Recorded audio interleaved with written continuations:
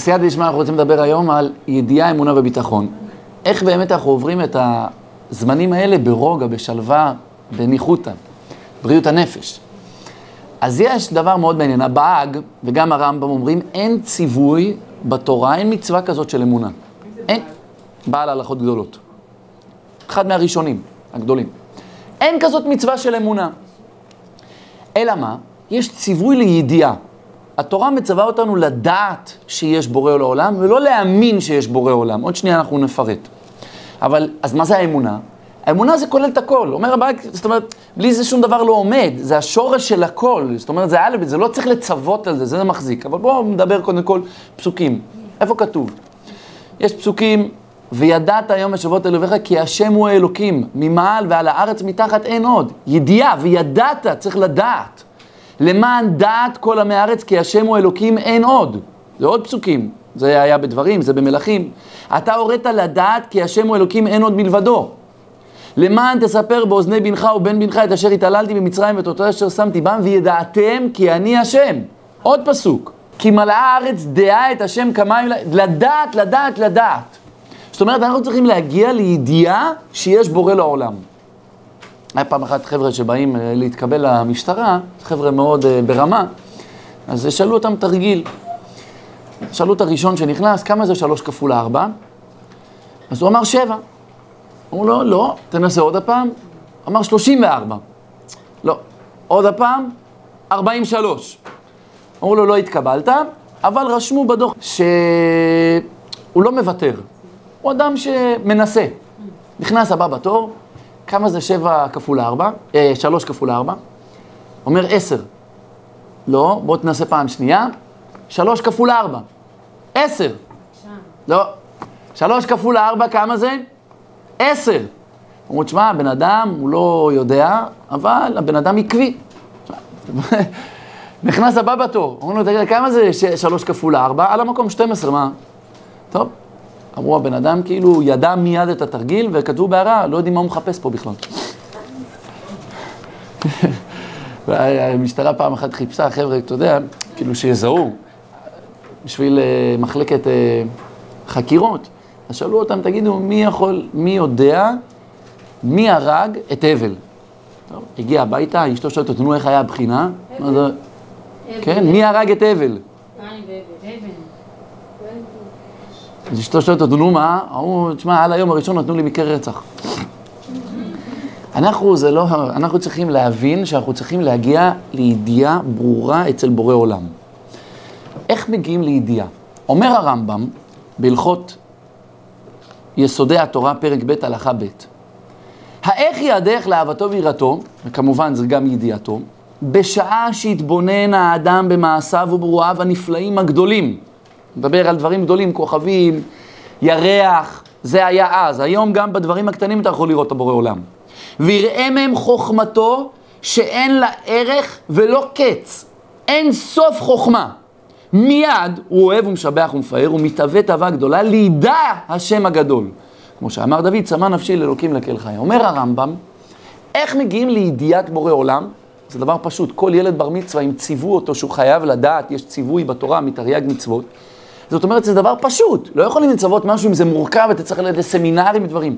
קצת לפתוח את העיניים, את הראש, להתבונן בבריאה. מתוך הבריאה אתה מבין שאם כל הברואים הם כאלה מורכבים, מיוחדים, אז כנראה שהמרכיב, זה שיצר אותם הוא הרבה יותר. אז בואו ניקח כמה דוגמאות ונבין עד כמה זה פשוט מאוד לדעת שיש בורא עולם, ואחרי זה נעבור לשלב הבא, אז מה זה אמונה? אבל קודם כל ידיעה. יש כמה דברים, פעם אחת היה איזה אחד נהג מונית, נסע עם איזה רב חשוב. אז הנהג הוא מתלהב ככה, אומר לרב, בוא קבל. זה היה שעון ככה שמדבר, שעון חכם. אומר לרב, קבל איזה שעון, תראה מה זה, קניתי את זה באלי אקספרס, זה משהו מטורף, זה עלה לי כך וכך דולרים, אתה לא מבין איזה פונקציות יש פה, והוא מתחיל להסביר לרב מה יש בשעון, אתה יכול להתקשר ממנו, אתה יכול לעשות ככה, אתה יכול להדליק מזגנים, לכבות, לעשות אורות, הכל.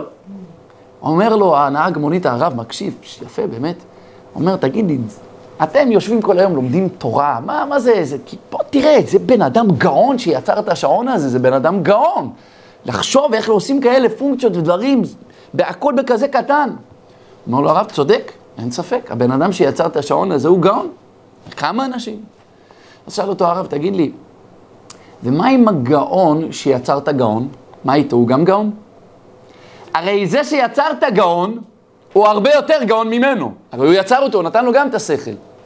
זאת אומרת, לכל בריאה שיש בעולם, האדם יגיע לירח, ויראה שמה כדור, סתם כדורסל, כדורגל, לא משנה. זה ודאי שמישהו שם אותו שם. אף אחד לא חושב שזה נוצר לבד, וזה הגיע מעצמו. אומנם יש כמה כופרים שחושבים שבאנו מהקופים, אבל גם הקופים מאיפה הגיעו? כאילו בסופו של דבר אתה מגיע, היה פעם אחת סיפור, עם רבי יעקב קמינצקי. וישב במטוס, סיפרנו את זה בכיבוד הורים. וישב במטוס, והנכד שלו כל הזמן בא והגיש לו, סבא, אתה צריך משהו, אתה רוצה כוס מים? אתה רוצה משהו לאכול? עכשיו ישב שם האפיקורס, שמאמין בתורת דרווין. באנו לפיצוץ וקופים וכולי.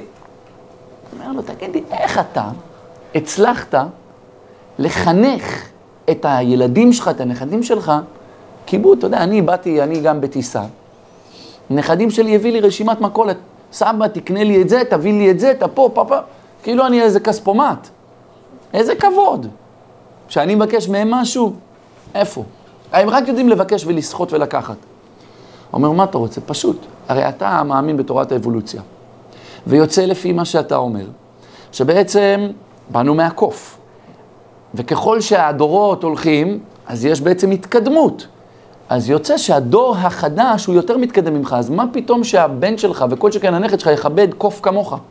אתה הרי יותר קרוב לקוף, והוא יותר משוכלל. אבל אנחנו הפוך, אנחנו מאמינים שבאנו מהאדם הראשון, יש ירידת הדורות. האדם הראשון הוא בעצם יציר האלוקים, וככל שהעולם יורד, אז בטח שיש כבוד אמור להיות, כן? לא יודע בדורנו, אבל אמור להיות לרובה, מהצעירים למבוגרים, שבעצם היה ירידה.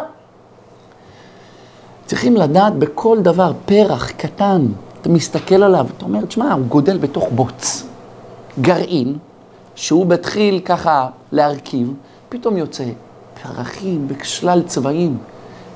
זה נורא והיום, אנשים שכל החיים שלהם מחקרים רק על פרח, כל שכן עצים שמגרעין קטן יוצא יער שלם. הרב שך בסוף ימיו, שהוא היה מוסר שיעורים בעיון, סוף ימיו הוא הגיע למסקנה, רק אמונה. רק אמונה, בא חבקוק ומידן הלכה. הוא התחיל למסור שיעורים בישיבה על תפוזים. היה מוסר שיעור שלם, חצי שעה. תראו את היופי בבריאה. כאילו השם יכל לברוא את הבריאה שחור לבן. זה לא היה סותר שום דבר מהמצוות שלנו, כמעט. רובם, אפשר לעשות רוב הדברים, לא חייבים לדעת את הצבעים. יש אנשים שעברי צבעים. רואה תפוז, תחשוב, זה נופל, יש לו קליפה, זה לא מתלכלך. תראה את החספוס ככה, שזה לא יחליק לך מהיד, כמו איזה סבון שפתאום קופץ לך מהיד, אתה יכול להחזיק אותו יפה. אתה פותח את זה פלחים, הכל נשמר טרי כשיש את הקליפה מסביב. הוא אומר, אתה פותח את זה, יש לך כאילו פרוסות. הוא גם חילק לך את זה לפרוסות, ובתוך כל פרוסה כזאת, שלתפוס יש בקבוקונים כאלה קטנים של טמפו, שתנגוס, יצא ככה מיץ, ככה טעים, ואיזה טעם יש לזה, ואיזה ריח יש לזה, יש לך מתוק, יש לך חמוץ. כל דבר כאילו, תראה איך בורא עולם חשב על כל הדברים האלה. במה? שיעור שלם, אנחנו אמרנו את זה ב2-3 דקות, אבל הוא נכנס לעומק של העומק בכל דבר שיש. פעם זה היה שיעור בתפוס, פעם זה היה שיעור אין סוף. דוד המלך הגיע פשוט, הוא אמר פסוק, מבשרי יחזה אלוקה. מהגוף שלי, שזה דבר פלאי, אני רואה את בורא עולם. זה ידיעה, אני יודע שיש בורא עולם. עכשיו, רוב האנשים חושבים, הוא מסתכל במראה, בטוח, רגע, זה אני. זה לא אתה. זה הכלי תחבורה שלך פה בעולם הזה. זה גוף. בפנים יש נשמה, והפלא שהגוף הזה כל כך משוכלל, שרוב העולם טועה, אלמא דשיקרא, שחושבים שזה הם, כי פשוט הוא כל כך משוכלל, לא צריך לשמן אותו, לא צריך כל כך לתחזק אותו, אמנם צריך לאכול בריא, וצריך לישון, וצריך לאכול, הכל בסדר, אבל זה דבר פילי, אתה אוכל, כל דבר הולך למקום שלו, פסולת יוצאת החוצה, כל הוויטמין, הלב לא מפסיק לפעום, בלי בטריה, כמובן יש אנשים עם קוצב לב, אבל רוב האנשים, הלב לא מפסיק, כל החיים. עכשיו, אדם זורם, העורקים מבירים, המוח, שנים על גבי שנים, מדענים, ורק לפענח, ואומרים שאנחנו רק משתמשים באחוז קטן של העיניים זה המצלמות הכי משוכללות. תחשבו, כאילו, עם מצלמה, אתה עושה זה, יש לפעמים טשטוש. תחשבו, העין הייתה עושה רעש כזה של זום, כל פעם שאתה... אתה הולך, מי שראה פעם, לא יודע, איש הפח, יודעים מה זה איש הפח? כן? איך קוראים לזה? נו. מטריקס? לא מטריקס. משהו של איזה מטריקס. עליזה בארץ הפלאות, משהו נכון? משהו כזה. איש הפח, כל הזמן צריך לשמן את עצמו, אחרת כל האיברים שלו מתקשים. עכשיו תחשבו מה זה כל פעם, נכון, אתה עושה לפעמים קנקים ככה בבוקר, ועושה באצבעות ופה, אבל בסדר, כאילו, תחשוב, אתה צריך לשמן כל פעם, אם לא, בוא'נה, הגוף זז, האיברים זזים. עכשיו זה בשר, יש שמש, אדם הולך לחוף, משתזף. הבשר אמור להסריח. אתה חתיכת גוש בשר. זה פלא, אדם מת, רואה איזה ריח שיש לו. וכשהוא חי, למה אין ריח? או יש כאלה שלא מתקלחים, כן? לא משנה. בכל דבר בבריאה אנחנו יכולים לראות את הבורא עולם אם נתעמק קצת ונתבונן. אין סוף, מהגוף שלנו בעיקר. אני אומר לכם, זה דבר פילי. כאילו, עם המוח שלי, אני משדר תדרים להזיז ידיים, אצבעות, תוך כדי שאני מדבר, ללכת, לעשות, לראות תוך כדי ולשמוע ולדבר ולחשוב תוך... זה פלא. אנחנו לא בכלל שמים לב לזה. ומי עשה את כל זה? מה פתאום שהעיניים פה והגבות בעצם חוסמות את הזיעה כדי שיכנס לעיניים? הכל עשה בחוכמה, והאף טיפה יותר ארוך מהפה כדי להריח אם יש משהו מסריח כדי שלא תאכל משהו לא טוב. וכן על זה הדרך, החוכמה האדירה והאוזניים, בלי סוף יש חוכמה, כל רופא אמור להיות כאילו חסיד של השם. רואים את זה, אי אפשר, והאצבעות, יש חספוס קטן, כל אחד יש טביעת אצבע, אין אחד דומה בעולם. יש יוצר, יש מישהו שעשה את זה, זה לא נעשה מאיזה פיצוץ ולבד. אז שהאדם מתבונן בדברים הללו, ואין סוף להתבוננויות. הוא דוגמה, מצוות ברית מילה. רק ביום השמיני, מחקר שיצא, 110% של לא יודע איך לקרוא להם, הכדורים הלבנים או האדומים, משהו כזה, מרפאים את הגוף הרבה יותר מכל יום אחר. כל יום זה 100%, ביום השמיני, שזה המצווה של המילה, 110%. השם ידע מה הוא שהוא ברא את הזה. נתן מצוות וידע בדיוק איך לעשות את זה. תחשבו כמה דגים יש בים, וכמה יצירות יש, וכמה בריות יש, וכל אחד משוכלל מעין כדוגמתו, ויש לו איזשהו תהליך בחיים שלו, ומה שהוא צריך לאכול, והדברים אתה מתבונן, אתה יכול כל פעם לקחת דבר אחד, אני שהייתי מברך לדוגמה, אתה יכול לקחת יצירה, בריאה, פרח, לא משנה מה, ולחשוב על זה שבוע ימים, ופשוט לא להפסיק להתפעל, ולהבין שיש פה מישהו שיצר את זה. אני לפני שהייתי מברך אשר יצר, כל פעם הייתי יוצר כמה שניות, הייתי הולך לפי סדר, כאילו, או לפעמים מלמעלה למטה, לפעמים, נגיד הייתי מתחיל בשיער, שיער של הגוף. זה הייתי מתמקד, למה השם ברא שיער לבן אדם? למה זקן, בראש, בגוף? לא, זה שיעור בפני עצמו. אבל כשאתה מתחיל להתבונן, אתה מגיע לכל מיני מסקנות. קודם כל זה עניין של יופי, זה יפה, זה מחמם את הקרקפת. יש עוד המון סיבות. אבל תבינו שהקדוש ברוך הוא, ואז אתה עובר כל פעם לפני שאתה מברך אשר יצר, אתה מברך את זה הרבה יותר בכוונה. מה? זה גם יפה, לא? אין להם תכלית. הם עשו שביל באמצע, טוב. ישימו ג'יל. עשו לטורקיה. טוב. הרב יוחנן קונשטט, שהיה פה בחיפה, אז בתחילת קום המדינה, היה לו, באזור הנמל, היה לו חנות של בדים. הריגים מגיעים ככה, מחולות ודברים. יום אחד היה תמיד מגיע שם איזה כופר אחד לחנות שלו, לקנות כל מיני סחורות, ותמיד היה מתווכח איתו. יום אחד החליט לעשות לו תרגיל. התחבא מאחורה, אז היה כזה, בחנויות היה פעמונים כאלה על הדלפק, היום זה כבר לא מצוי. ניצור, הוא עומד מאחורה, והוא בפעמון, הלו, בעל הבית, בעל הבית! לא מגיב לו. בעל הבית! אז הוא צועק לו מאחורה, אין פה בעל הבית. מה? מה זה אין פה בעל הבית? הוא אומר, אין פה בעל הבית. הוא אומר לי, יאללה, בוא כבר, נו, אני צריך אין לי כוח לשטויות שלך. ההוא בא, מה? אין פה בעל הבית. הוא אומר, מה זה אין פה? הוא אומר, יאללה, נו. הוא אומר, מה אתה חושב? אין. הוא אומר, אז החילוני הזה אומר, הכופר הזה אומר, מה אתה חושב? ומי בדיוק סידר את כל הסדינים ועשה את כל הדברים במקום? הוא אומר, היה פה איזו ספינה, נגשה במזח, היה פיצוץ, והכל ככה הסתדר יפה. אז הוא אמר לו, אומר לו, הוא קורא לו, החילוני קורא לו, בוא בשנייה. הוא אומר לו, נראה לי שאתה צריך פסיכולוג. הוא אומר לו, החרדי קורא לו, אומר, נראה לי שאתה צריך פסיכיאטר. הוא אומר לו, מה? הוא אומר, מה? זה בדיוק מה שאתה אומר. אתה אומר שהעולם נעשה מפיצוץ גדול, והכל יסתדר.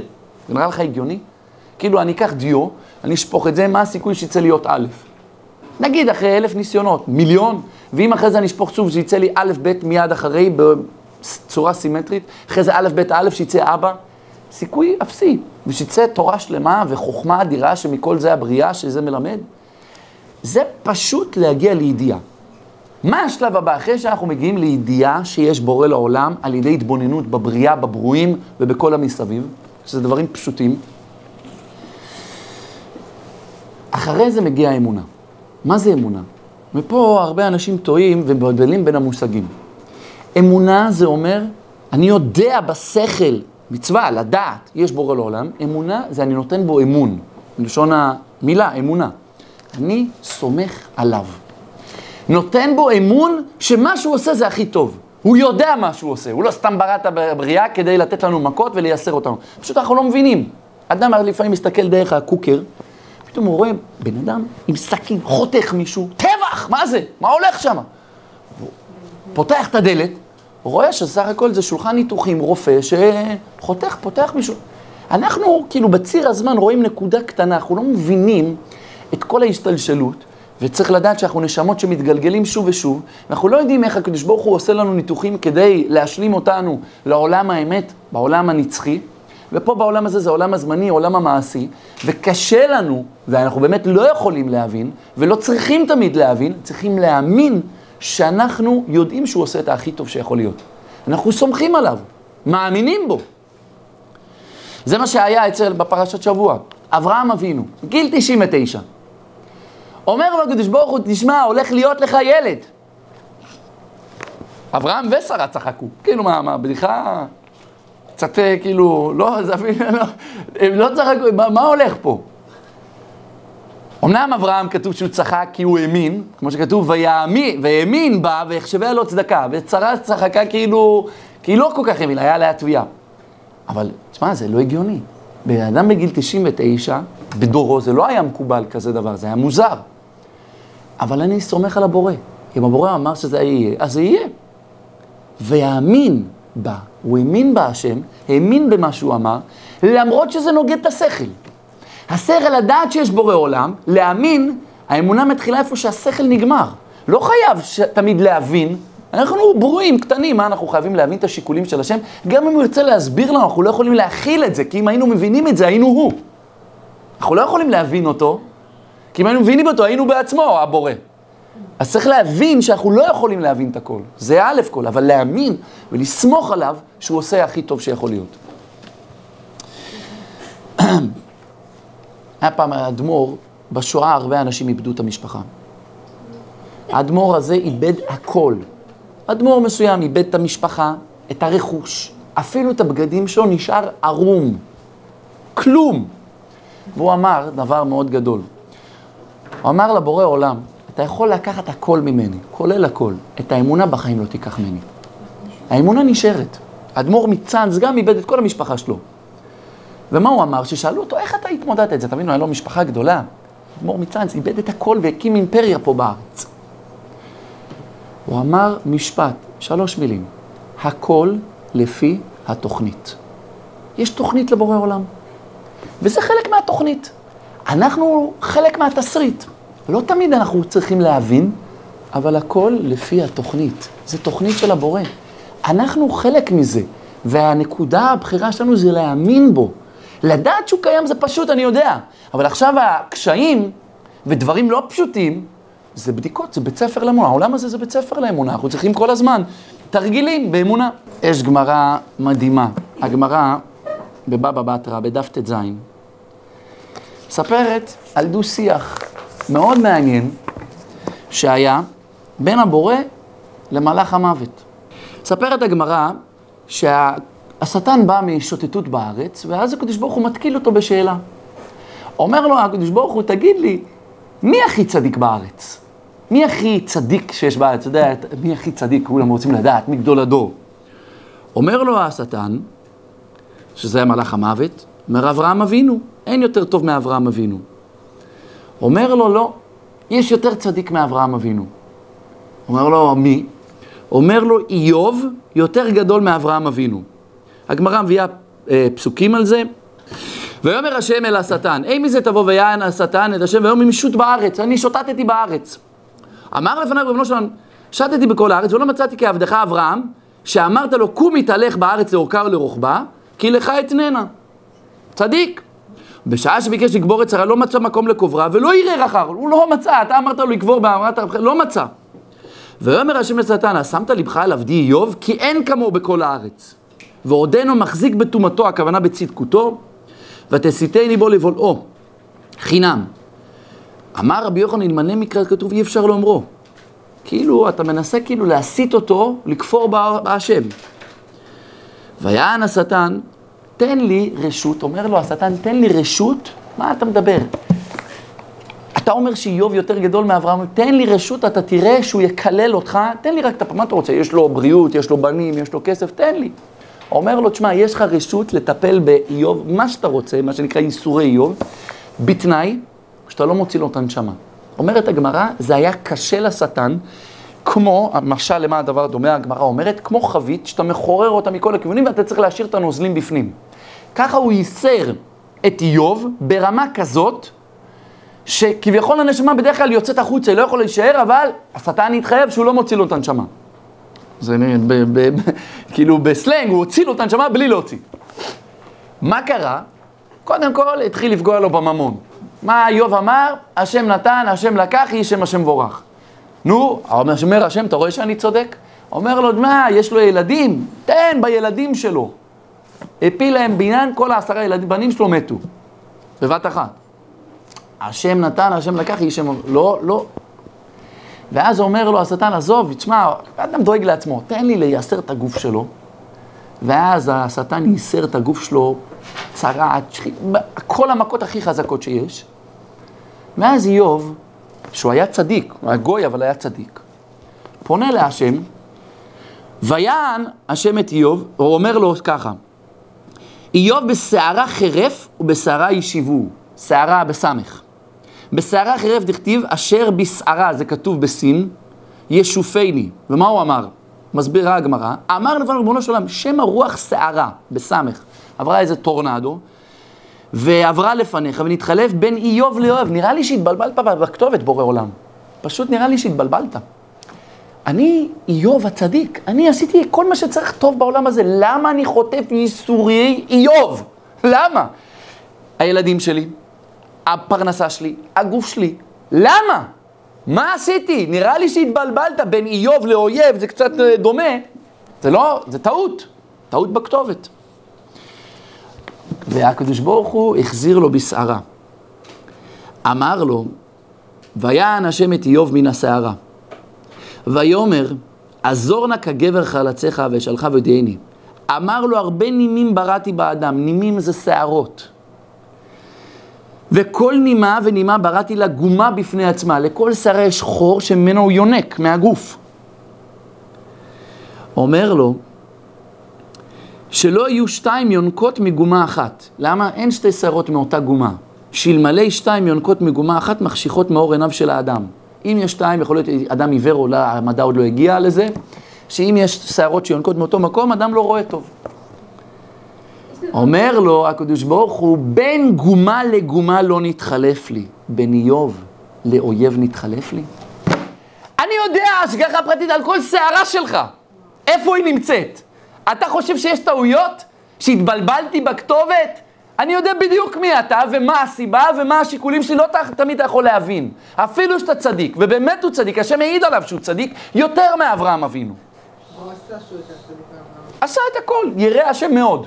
יותר מאברהם אבינו, שהיה ירא השם ועליו כתוב מאוד. היה יותר ממנו. בסדר, אז גם גוי יכול להגיע. אברהם היה יהודי? אברהם עוד לא היה את היהדות, אבל לא היה אברהם העברי. איך שלא יהיה, אומר הקדוש ברוך הוא בין שערה לשערה, זה מה שהוא השיב לו, הוא בא אליו כאילו אולי התחלף בשערה, אומר לו אני אחזיר לך בשערה, בשערות. אין טעויות, הכל מדוקדק. כשאדם יודע את זה, נותן אמון בהשם, וקשה, יש ניסיונות, הקדוש ברוך הוא מנסה את הבן אדם, הוא בודק אותו כדי לחשל אותו, כדי להרים אותו על נס, זה היה מלשון ניסיון, להרים אותו למעלה, להביא אותו לקרבת השם. עכשיו, בן אדם יש לו בחירה, הוא יכול לבעוט, להגיד, לא, מה, השם, איפה היה השם בשוע, איפה היה השם פה, איפה... יכול לבעוט ולהתרחק, אבל יכול לידי זה להתקרב ולהתחזק. לא תמיד אנחנו עומדים בניסיונות. תשמע, אתמול אשתי בטעות נעלה אותי מחוץ לדלת, ואני חוזר הביתה ב-12 ומשהו, הרי זה חצי שעה, אני לא עמדתי בזה, תפקתי כמו איזה מחבל, בסוף כל השכנים יצאו, זה אמונה, טוב, שרדתי חצי שעה, אבל זהו, הייתי יושן בבוקר באוטו, כאילו, זה לא קל, לא תמיד הניסיונות אנחנו עומדים בהם. נרדמו, אני מצלצל לבית איזה מיליון פעם, אף אחד, אין שום, לבת שלי מצלצל, לבית מצלצל, לפלאפון, אין, שמעת. זהו, הלכו לשנת חורף. מה בסוף קרה? דפקתי כמו משוגע, בסוף היא קמה. איך אבל זוכים לאמונה? איך זוכים לאמונה הזאת? כל יום שעה התבודדות. צריכים זמן לדבר עם הבורא. אם לא מדברים איתו, אז לא מספיק מאמינים בו. יודעים שהוא קיים, זה בסדר.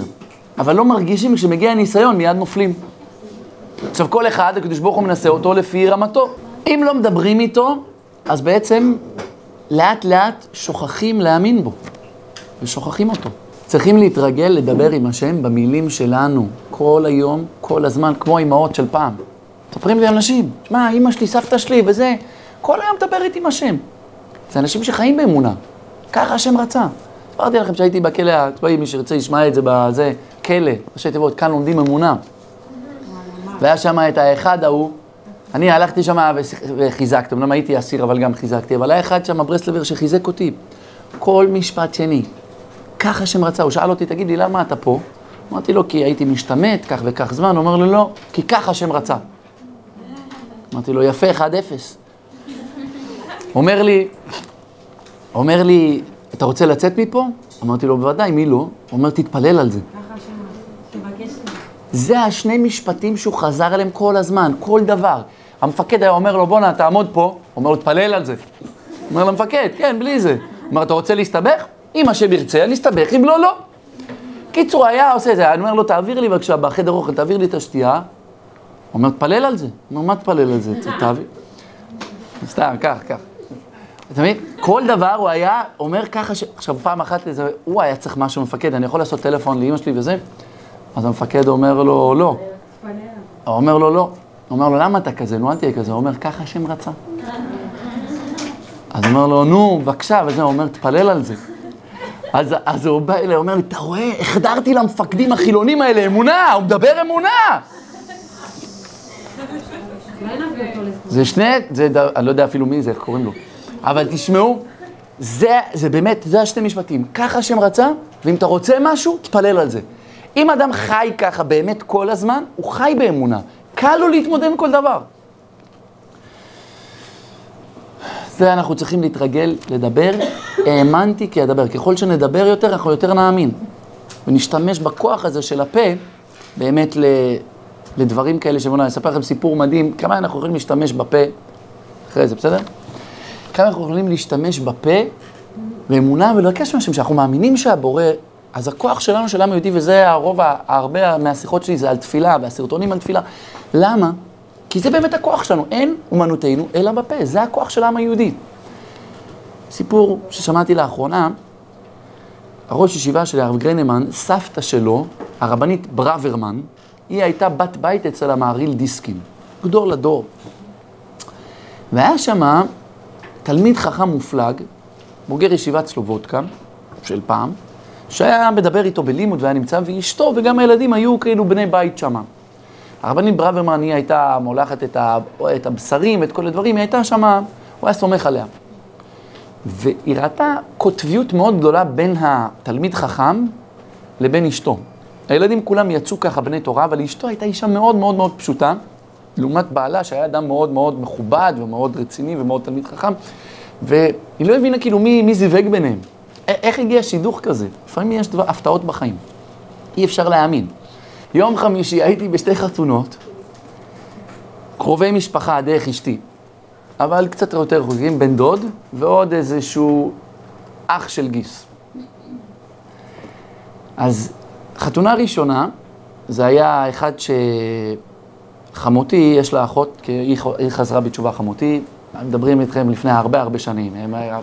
אשתי כאילו נולדה בבית חרדי, בסנדה מורחבת, אבל יש לה אחות חילוניה, ויש לה בן שגר היום בטיואן עם גויה, ויש לה עוד בן שגם היה לו חברה טיואנית, גויה, אבל היא עברה תהליך גיור, והוא התחיל להתחזק, הוא גר בתל אביב, דרום תל אביב, והיינו בחתונה שם, באותו יום היא התגיירה, באותו יום היא התחתנה, כאילו היא עברה תהליך גיור ארוך, אבל הסיבה שהיא התחתנה ככה מהר, כי בחודש התשיעי כבר.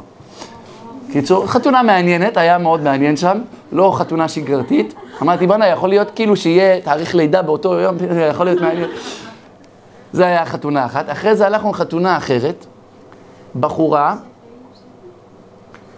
גם, זה קורה במשפחה, תבינו מאיפה אני... בחורה, בת 43, לא, זה מהצד של אשתי, בחורה בת 43, רווקה, יש תקווה, שלא התחתנה עדיין, והיא התחתנה עם בחור בן 34, גרוש ללא ילדים, היא ממשפחה ליטאית, הוא ממשפחה חסידית. מי היה חושב ששידוך כזה יכול להתקיים? הפרש של 9 שנים, גרוש, חסיד, ליטאי, מה הקשר? אבל הקדוש ברוך הוא, אני אומר, ואיך נותר השידוך? שאלתי אותה, איך כאילו הדברים האלה מתקיימים? אז הוא אמר לי, שהיא, זה נכון, ככה שהם רצה, בדיוק, יפה, כל הכבוד. לא עשו טעות, לא, בלי טעויות פה, אין טעויות אצל השם. מה קרה? היא עובדת בראיית חשבון או משהו כזה, והיא מזמינה אוכל מאיזשהו, כמו קייטרינג כזה שמזמינים שם בבני ברק, והוא מנהל שם את המטבח. עכשיו יש שם אחת שמביאה לה את האוכל ומדברת איתה. היא מכירה את המנהל והיא מכירה אותה בתור לקוח, וככה היא אמרה, אולי נסדר ביניהם, כאילו המנהל שלה ולקוחה שמגיעה קבוע לקנות, וככה. שמעת גיל ולא דובר? לא, היא נראית צעירה לגילה. רק שתבינו, לא לשלול, לפעמים אתה שומע ככה וככה, לא לשלול דברים, אתה לא יכול לדעת. קיצור, אז הוא שאל איך יתקיים הזיווג הזה, שהוא כביכול אדם רציני, תלמיד חמת, אישה פשוטה, אז היא לא רצתה להגיד לה, כאילו, בואי, איך את, כאילו, הגעת לי.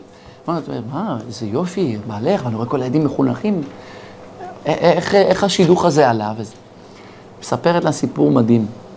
אומרת לה, חברה שלי מהשכונה, הייתי בחתונה שלה, היא התחתנה עם בן אדם בוגר ישיבת סלובודקה, סיים את הש"ס בחתונה, אדם תלמיד חכם, ואני בא מבית פשוט, מי ירצה להתחתן איתי? איך אני אזכה לחתן כזה? ראיתי את הפאר, את ההדר, את היידישקייט, אני רוצה גם. ואני כל החתונה, וכל 7 ברכות, רק בוכה. אומרת לה השם, מדברת איתו, אני גם רוצה כזה תלמיד חכם, אבל איפה אני? כאילו, אני לא משפחה מיוחסת, אני לא... כל 7 ברכות, אני רק בוכה ומתפללת להשם שאני אזכה גם לחתן בן תורה. אומרת, כתבתי פתק, לכבוד בורא עולם, אני מחפשת חתן, אני רוצה, שפרה את כל הלב, סיפרה את כל הדברים, חברה שלי התחתנה עכשיו, השבוע עם אחד בוגר ישיבת סלובודקה, אני גם רוצה כזה דבר, זה החורף בחוץ לארץ, שלחה את זה לרוח. באותה הזמן, בחור מישיבת סלובודקה, שהציעו לו שידוך, עם בת השירים, שהוא יוכל לשבת ללמוד כל יום, הוא מאוד התלבט האם ללכת לשידוך או לא, כי הוא לא הרגיש שמספיק מעריכים תורה, ויכול להיות עם הזמן, הוא יצא מהעולם של התורה. ישב בחוץ על הספסל וגם התבודד ודיבר עם השם, והתלבט כך, פתאום עף הפתק לידו. הרים את זה, ועשה אחד ועוד אחד, שמי זה החבר שלו שהתחתן השבוע, ובירר מי זה החברה של הכלה, והבין שהיא צמאה לבעצם מישהו שישב ילמד ורוצה באמת אהבת תורה, והבין שזה מסר משמיים שהגיע לידיים שלו, וככה נוצר השידוך. אבל אני מכיר סיפור אישי שסיפרתי לכם פעם, ברכסים עם עמרם כהן, שגר ברכסים, שהבת שלו הייתה מעוכבת הרבה זמן, עם הסיפור שהוא סתם בסטנדר, בכותל, עם השלט, הוא שם שלט בכותל, כאילו פתק, בת שלו הייתה מעוכבת הרבה זמן, בחורה עדינה, יראת שמיים, מחפשת בן תורה, מעדה מרוקאית, וכולי, מספר טלפון, שם את זה בכותל. כל השבוע הראשון חיכה שהטלפון יגיע, לא הגיע כלום. שבוע שני, שבוע שלישי, שום דבר. שכח מזה. אחרי 3.5 חודשים הוא מקבל טלפון, הוא אומר, שלום, אני מתקשר בעניין השידוכים, זה עדיין רלוונטי. הוא לא קישר בכלל שזה... עד שנפל לו האסימון, נדלק לו, כן, לא יודעים מה זה האסימון כבר, לא משנה, עד שתפס, כן, כן, כן, זה עדיין רלוונטי. ואז הוא סיפר שהוא ראה את השלט, הוא לקח את זה, כי לא זה, ושם בכיס, ושכח, זה היה בג'קט שלו כמה חודשים, הוא לא הגיע לזה, זה היה לו בראש. הוא מכיר בחור מהישיבה שלו, שגם הוא מעוכב הרבה זמן, והוא חשב, אולי זה יכול להתאים מכאן לשם. היום הם נשואים. תבינו שהקדוש ברוך הוא, וזה סיפור שאני מכיר אישית, עם הבן אדם, עם כל הפרטים, סיפור ארוך, סיפרנו על זה בעבר. אז זה לעניין האמונה. השלב האחרון זה הביטחון. מה זה ביטחון? הביטחון זה שלב הבא אחרי האמונה. זה לא אותו דבר. ידיעה, שלב ראשון לדעת, אמונה זה להאמין גם שאני לא מבין, וביטחון זה תוצאה של האמונה. כגודל האמונה יהיה לי ביטחון, הכוונה אני בטוח, אני רגוע, אני יודע שאני בידיים טובות, אני יודע שיש מישהו שמטפל בכל העניינים, אין לי מה לדאוג. זה מה שאמר דוד המלך, אם לא שיוויתי ודוממתי נפשי כגמול עלי אמו, כגמול עלי נפשי. למשל למה הדבר דומה? ואדם נוסע מפה לירושלים, תקשרים אליו, איפה אתה עכשיו? צומת יגור. איפה אתה עכשיו? עליתי עכשיו כביש 6. איפה אתה עכשיו? עכשיו עליתי כביש 1. איפה אתה עכשיו? שער... איפה אתה? כל הזמן. הוא מעדכן. שואלים תינוק, תגידי, איפה אתה עכשיו? עם אמא. איפה אתה עכשיו? עם אמא. איפה אתה עכשיו? עם אמא. אין לו דעה. הוא כל הזמן באותו מצב עם הבורא. אדם שחושב שיש שינויים מפה ומשם, כי הוא מרגיש שהוא לא לגמרי חופף תחת צילו של השם. תינוק, ככה דוד המלך הרגיש. איפה אתה? מה איתך? אני עם הבורא. אני כמו תינוק שיונק מאמו. אני עם אמא כל הזמן. איפה שלא יהיה. זה מה שאומר הרמב"ן, הוא כותב. כל הבוטח מאמין, לא כל המאמין בוטח. זאת אומרת, יכול להיות בן אדם שהוא מאמין, יש לו אמון, אבל אין לו ביטחון. הוא לא מרגיש שלווה ורוגע, הוא בלחץ, בסטרס, בפחדים. אבל אם בן אדם בוטח, זה ודאי שיש לו אמונה. זה קומה מעל. לחץ, תראו, המילה הצלחה, בתוך המילה הצלחה יש את האותיות לחץ. כי אם בן אדם מוריד את ההי בהתחלה, ההי בסוף מוריד את השם, הוא בלחץ. אבל אם אדם שם, הקדוש ברוך הוא ההי בהתחלה, השם בהתחלה, השם בסוף, יש לו הצלחה בחיים, הוא לא בלחץ. היה פעם אחת איזה אחד, היה לו בעיה בלב. הוא ואשתו הלכו לרופא, הרופא בודק אותו ככה, מאלף עד תף, גוף וזה, בודק, דופק, לחץ. חצי שעה מראיין אותם, שואל אותם שאלות כדי להבין בדיוק מה קורה. אחרי זה הוא אומר, אם אתה יכול לחכות בחוץ, אני רוצה לדבר עם אשתך רגע. הוא יוצא החוצה, הוא אומר לאישה, תראי, המצב שבעלך, שהוא סובל מלחץ גדול מאוד, אני לא נותן לו יותר משנה לחיות. במקסימום שנה. אבל, אני אגיד לך גם את הסיבה של הלחץ. את מלחיצה אותו. כל היום את מתלוננת, כל היום את מפטפטת איתו, הוצאות בלי סוף. תורידי לחץ, תשחררי ממנו, הוא יכול לחיות הרבה שנים. טוב, סיים את השיחה איתה, היא יוצאת החוצה, הוא שואל אותו, נו, מה הרופא אמר? הוא אמר שיש לך שנה לחיות. לא יכול לשחרר. השם ירחם. אדם שיש לו ביטחון, אז הוא לא דואג. וזה במילה דאגה, חסר איזה אות? בית. כי מי שיש לו דאגות, חסר לו בית, ביטחון. דאגה, מי שאומר משהו מאוד יפה, דאגה לא מרוקנת את המחר מבעיות, הרי זה לא פותר כלום. כמו נדנדה, אתה רק הולך קדימה אחורה. אבל היא מרוקנת את היום מכוחות. אתה סתם מרוקן את עצמך. נשים הרי דואגות כאילו מה יהיה בעתיד, מה יהיה? עד שהן מוצאות בעל, ואז הן רגועות. הגברים אף פעם לא דואגים, עד שהם מוצאים אישה. סתם. אחד פעם אחת היה באיזה טרק, טיול, חוץ לארץ. קיצור, הוא נפל מהצוק, והוא מתגלגל למטה בצוק. ברגע האחרון הוא נתלה על איזה גזע עץ, מחזיק ככה. הצילו! צועק. תופס את הגזע, באמצע צוק, וזה חושך, מצרים, אין לו איך. צועק, צועק, צועק, מחזיק שם שעה, שעתיים, מרגיש עוד שנייה, כוחות שלו אוזלים, והוא הולך ליפול למוות. אף אחד לא מגיע לעזרה. צועק לבורא עולם.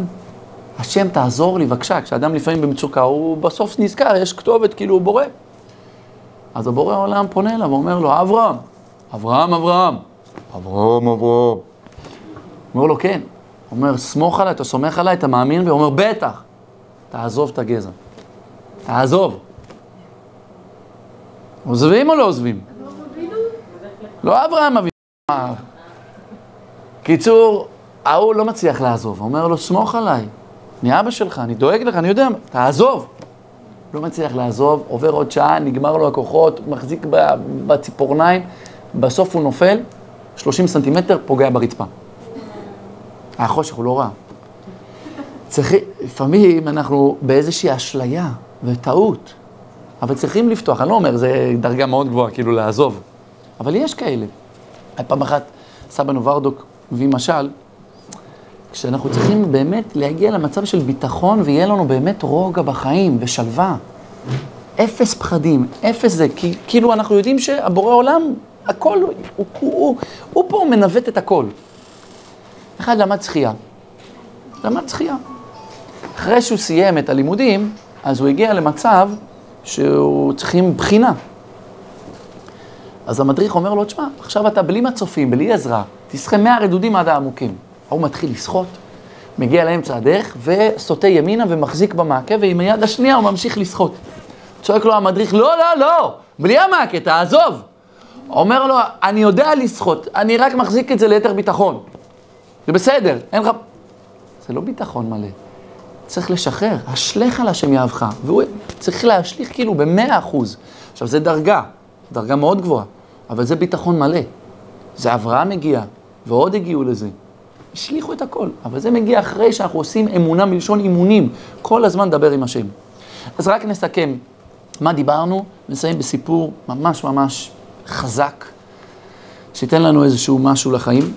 דבר ראשון, דיברנו, יש ציווי לדעת שיש בורא עולם, וחייבים לדעת אותו בשכל.